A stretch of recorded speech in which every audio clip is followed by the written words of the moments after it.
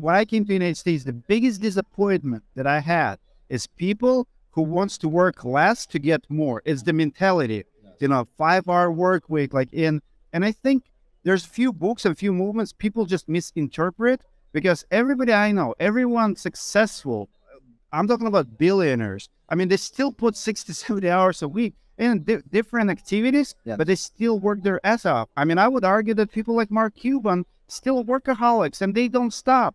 But we have so many people who wants to be next Mark Cuban, but they don't want to put more than 10 hours a week. And for me, it never changed. I learned it from my grandma. I came here.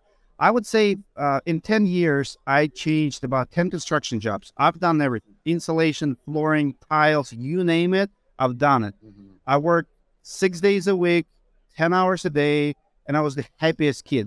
It didn't matter if I make $12 an hour or 15, 25, or if I open my own business. I was happy. And there's so many people are not happy with what they have, and it's disturbing. And it's disturbing. And that's a good point, because I think it's become this work smarter, not harder mentality. And like you said, I think people have misinterpreted that.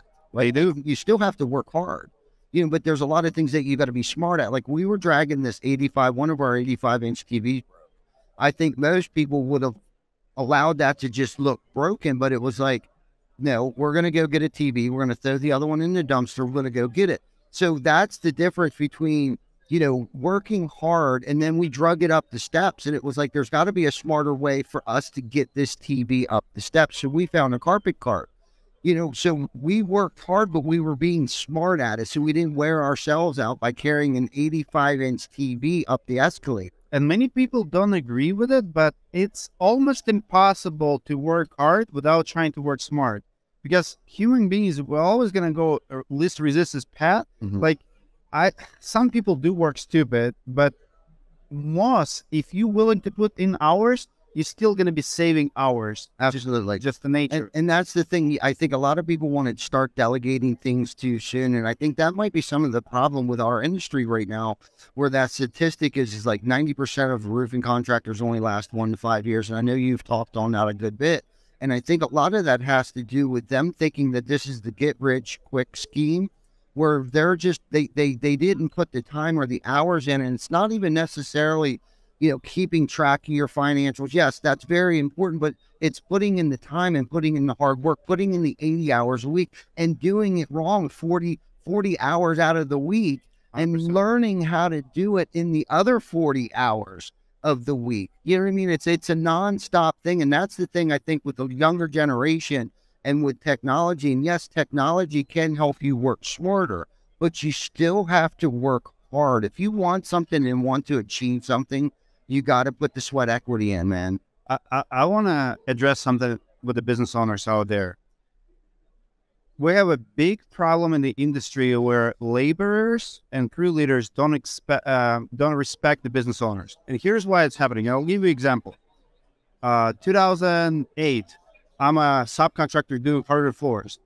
This general contractor hires me. So he has a project, remodel this lady's kitchen. So he hired me to do hardwood floors. He could upsell my labor 3 times. So if I charged him $1,000, he could do $3,000. To me, it was crazy, but I was okay with it. I'm not the type of person who will count your money. Agreement is agreement. I don't care how much you make. But here's the problem. As I'm installing the floors, he was present at the project. He was at the couch behind me all day long on the dating app.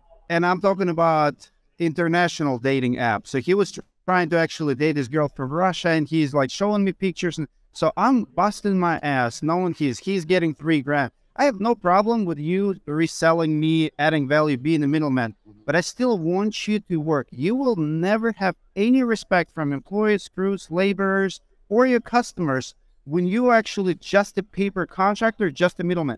And as I'm doing it, I'm like, this guy could be so rich. He could run 5 projects, 10 projects. And I promised myself right there and then, I will never become that guy. I will never waste my hours when another man is working. And that's the problem with the industry. You go to restaurants, you see so many contractors, they drinking at the bars when their crews are working.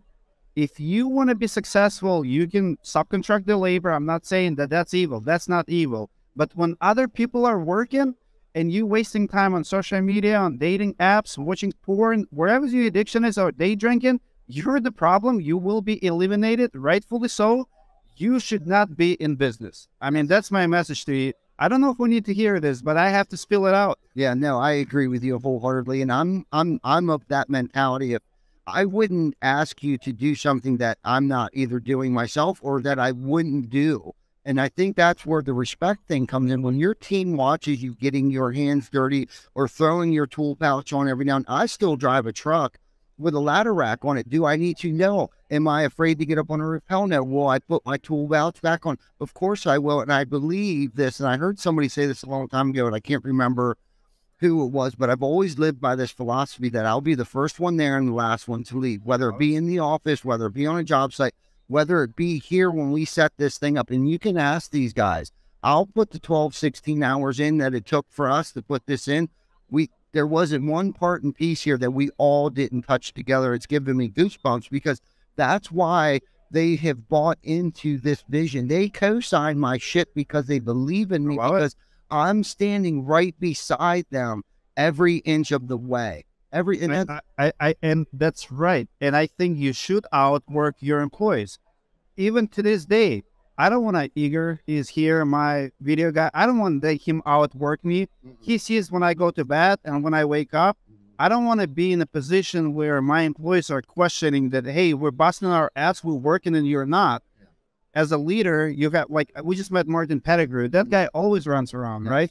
Like, he's not wasting a minute. Like, he has his role. He might not be installing shingles, but he's a marketing genius. He is a recruiting genius. Wherever your team trusted you, like for me, I always was in the marketing department, and my team knew that my job is for us to have 150 jobs, 150 leads per month.